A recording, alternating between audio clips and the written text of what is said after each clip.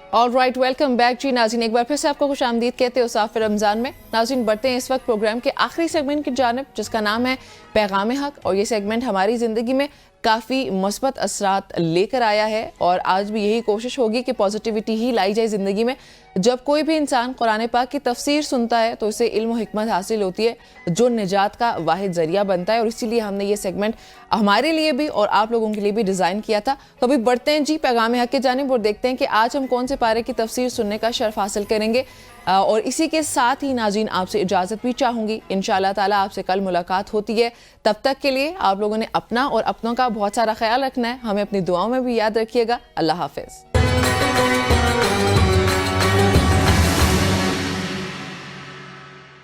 औज़ु बिल्लाहि मिनश शैतानिर रजीम, बिस्मिल्लाहिर रहमानिर रहीम, व सल्लल्लाहु अला नबिय्यिल उम्मी व अला आलिहि व सहबिहि अजमाइन।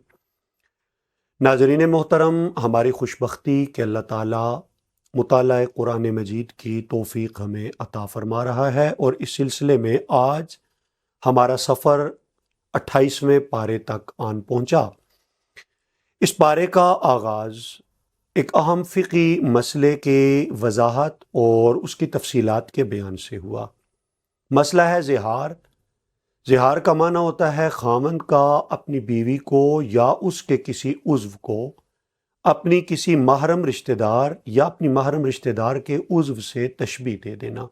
मसलन यूँ कहना कि तू मुझ पर मेरी माँ की तरह है, तू मुझ पर मेरी बहन की तरह है, तू मेरे लिए मेरी माँ बहन है। इसका शरई हुक्म क्या है?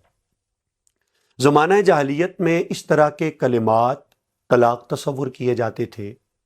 हुज़ूर अलैहिस्सलाम की एक सहाबिया हज़रत खौला बिनते सालबा, इनकी शादी हुई थी इनके चचाजाद हज़रत औस बिन सामित के साथ।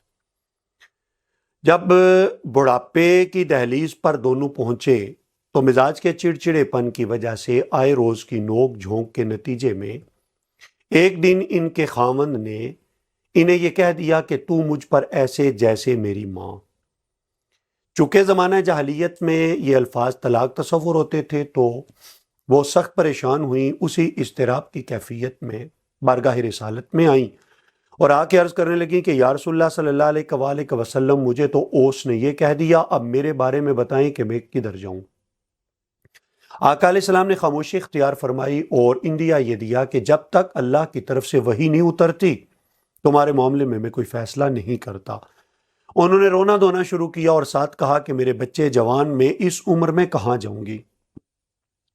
रसूल करीम अलैहिस्सलाम ने बारे दिगर यही इरशाद फरमाया कि जब तक अल्लाह की तरफ से फ़ैसला नहीं होता मैं मोहम्मद तुम्हारा फ़ैसला नहीं कर सकता। यहाँ तक कि जब तीसरी मरतबा उसने सवाल किया तो अल्लाह ताला ने उनके सवाल के जवाब में ये आयात नाजिल फरमा दी और ज़िहार को तलाक से बिल्कुल मुख्तलिफ करार दे दिया।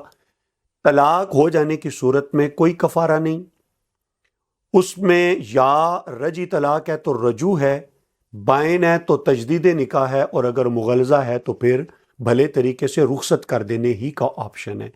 लेकिन ज़िहार के अंदर अल्लाह ताला ने कफ़ारे के ज़रिए वापसी का रास्ता खुला रखा। कफ़ारा करार दिया कि जो तुम में से ज़िहार कर बैठे हैं वो या तो एक ग़ुलाम आज़ाद करें या 60 रोज़े रखें और लगातार रोज़े, और या फिर 60 मिस्कीनों को खाना खिलाएं। जिस वक्त ये आयात उतरी तो वो खुशी खुशी अपने घर वापस चली गईं। चूँकि उनके सवाल और उनके रोने धोने के जवाब में ये आयतें उतरी थीं।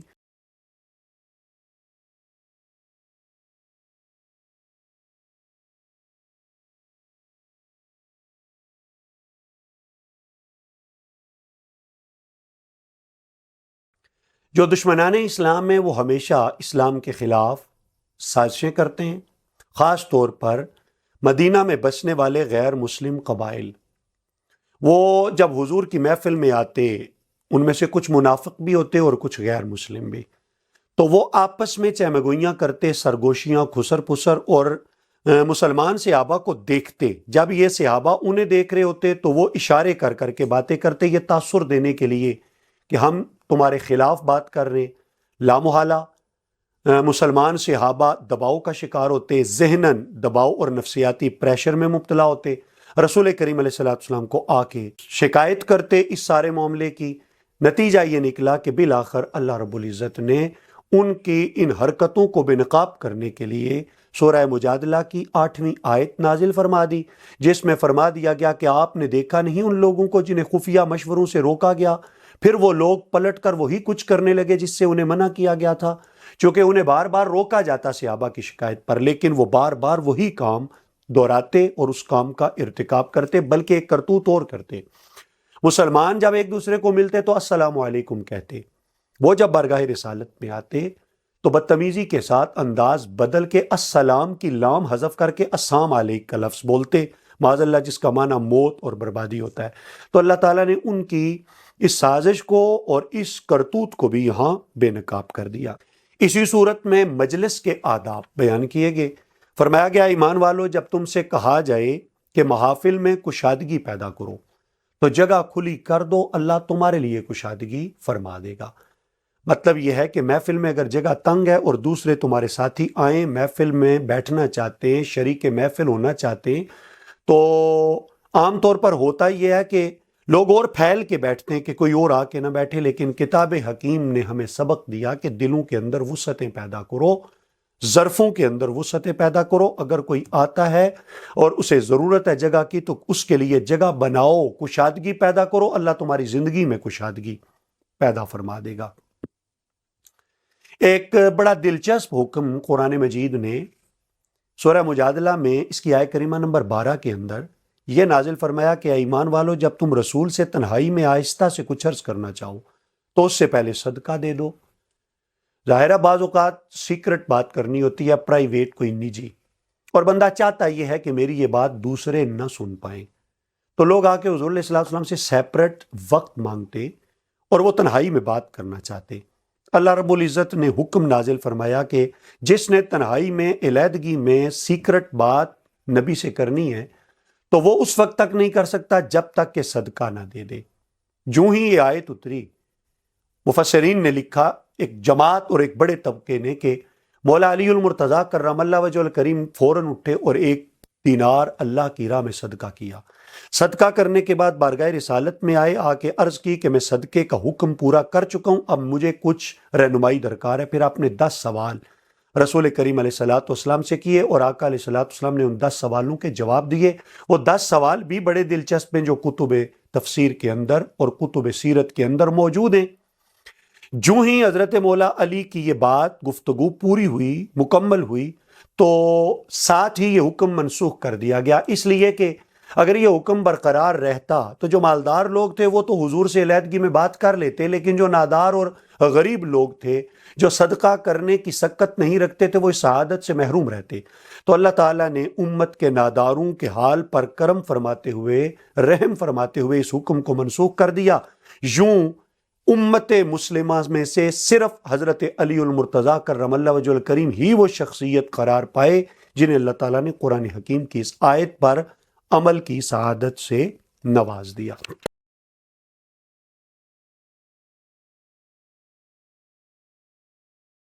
وہ لوگ جنہیں علم ملا لیکن علم نے ان کی شخصیت پر اثر نہ چھوڑا اور مرتب نہ کیا، علم سے انہوں نے فائدہ نہ اٹھایا، کردار کا حسن اور عظمت نہ سیکھی، ڈگریاں لے لیں لیکن اخلاق نہ سیکھے۔ قرآن مجید نے یہاں انہیں تشبیہ دی ان بوجھ اٹھانے والے جانوروں کے ساتھ، گدھوں خچروں کے ساتھ، کہ جن کی پیٹھوں پر گویا بوجھ لادا گیا ہے۔ ایسے ہی علم والا عالم جو عمل نہیں کرتا، گویا اس نے بھی اپنی پیٹھ پر کتابوں کا بوجھ لاد دیا گیا ہے۔ علم نافع تب بنتا ہے کہ جب بندہ اس علم کو اپنے کردار سنوارنے اور سلجھانے، سدھارنے کا ذریعہ بنا لیتا ہے۔ جمعے کی فرضیت بھی سورہ جمعہ میں یہاں بیان ہوئی، اور خاص طور پر یہاں ایک واقعے کی طرف اشارہ کیا گیا۔ حضور خطبہ دے رہے تھے، قحط سالی کے ایام تھے، اعلان ہوا کہ کہیں سے بہت سارا ڈھیروں ساز و سامان آیا ہے، تو وہ لوگ رسول کریم علیہ الصلوۃ والسلام کو حالت خطبہ میں چھوڑ کر بھاگ نکلے اور اس کی طرف لپک پڑے۔ اللہ رب العزت نے ان لوگوں کا یہ فعل یہاں بیان کر کے فرمایا کہ انہیں یہ سمجھنا چاہیے تھا کہ اللہ کا ذکر اور جو کچھ اللہ کے پاس ہے وہ تجارت اور لہو سے زیادہ بہتر ہے، اور اللہ ہی سب سے زیادہ بہترین رزق عطا کرنے والا ہے۔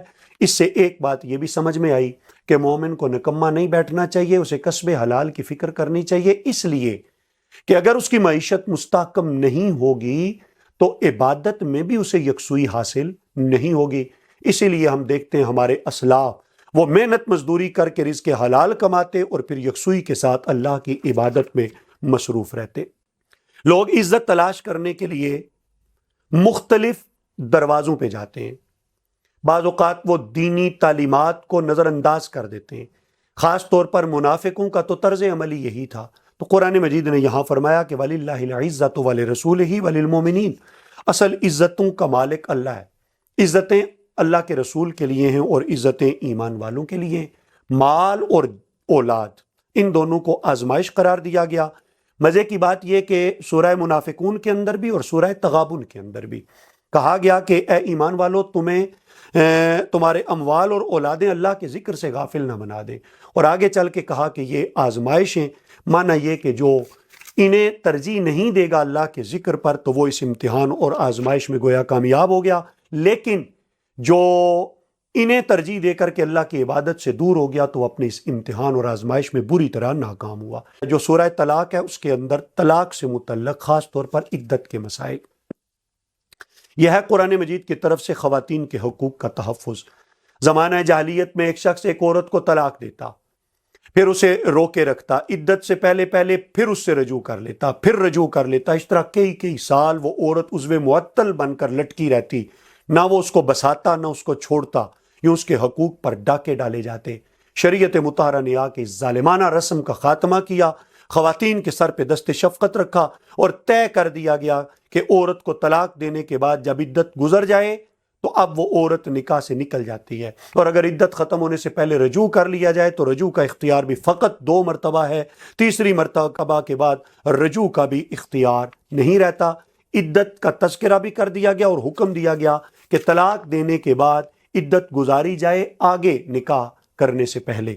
قسم کا کفارہ بھی قرآن مجید کے اسی صورت میں اور اسی پارے میں بیان کیا گیا، اور سورہ تحریم کے اندر اللہ تعالیٰ نے 2 خواتین کا کردار بیان کیا، اور ان 2 طرح کی خواتین کا کردار بیان کر کے پوری انسانیت کی خواتین کو سبق دیا گیا۔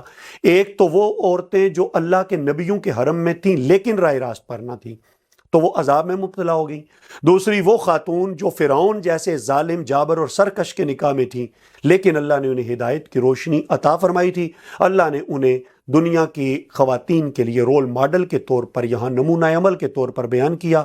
ہمارے لیے اشارتاً یہ بات بھی اس سے معلوم ہوئی کہ یہ جو ہم لوگ گلہ کرتے ہیں جی ماحول ایسا ہے تو ہم اس ماحول میں خود کا کردار، اپنا کریکٹر ہم کیسے بچائیں، تو قرآن مجید نے یہاں سمجھایا اگر فرعون کے گھر میں رہ کے اس کی بیوی حضرت آسیہ اپنا ایمان بچا سکتی ہیں تو اس کا معنی یہ ہوا کہ ماحول کا بہانہ محض یہ عذر بدتر ہے، اور کہتے ہیں کہ عذر گناہ بدتر از گناہ، تو یہ محض ایک ہیلا اور بہانہ ہے۔ اگر انسان ڈٹرمن ہو، انسان قوت ارادی کے ساتھ آگے بڑھے تو ماحول اس پر اثر انداز نہیں ہوتا بلکہ انسان خود ماحول بدلنے کی صلاحیت رکھتا ہے۔